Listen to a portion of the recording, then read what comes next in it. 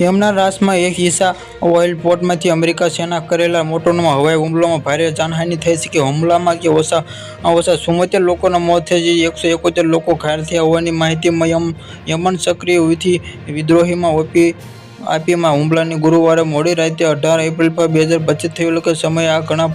બંદર પર કામ કરી રહ્યા હતા કે અમેરિકન જે સૈન્ય સેન્ટ્રલમાં કમાન્ડ અને સેન્ટરમાં હુમલાની પુષ્ટિ કરવા સેન્ટર જણાવતા અનુસાર હુમલાઓમાંથી જે મુખ્ય ઉદ્દેશમાં બળતર અને આર્થિક સંતુલન નબળા પડતા, જેમાંથી જે જજરિયા અહેવાલ મુજબ હુમલાના 15થી આસપાસ વિસ્તારોમાં નિશાન બનાવવામાં આવેલા છે, જેમાંથી પોર્ટ કામદાર ટ્રક ડ્રાઈવર પ્રભાવિત થયા હતા. જે રાજકીય તેમાંથી હુમલા પડતા દરેક કરવામાં આવેલા હોવાથી અધિકારી મોહમ્મદ નાસેર અતીફે કહ્યું કે આ હુમલો યમન લોકો ગાંજાને સમર્થન કરતા અટકાવી શકશે નહીં, પરંતુ સંકલ્પ વધુ મજબૂત કરશે કે હુમલાના કલાકો પછી ઇઝરાયેલમાં સૈન્યએ દાવો કર્યો હતો કે તેમણે યમનમાંથી છોડેલી જે મિસાઇલ માતરી હતી કે નંબર 2023થી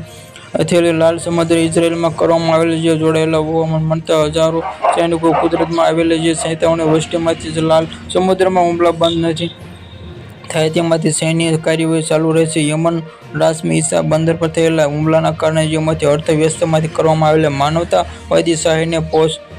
અને આંતરરાષ્ટ્રીય શાંતિમાં જે પ્રયાસ કરવામાં ગંભીર રીતે મહાસાવી દીધા હતા, જે કામ કરવામાં જે આગામી દિવસોમાં ક્ષેત્રમાં પ્રદેશીય તણાવમાં વધુ વધી શકે તેવી શક્યતા આંચકા છે.